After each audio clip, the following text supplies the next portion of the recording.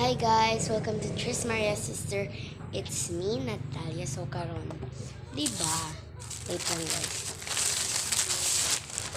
Diba nagpalit man tao blind bag sa akong sister. Tapos na-decorate na color na ako siya na-decorate. Karon, diba naman tayo marag pag unbox na to, dili wala pa to siya yung makeup. So karon, makeup pa na to siya dun. Of course, di na tayo ipakita sa inyo kasi surprise good.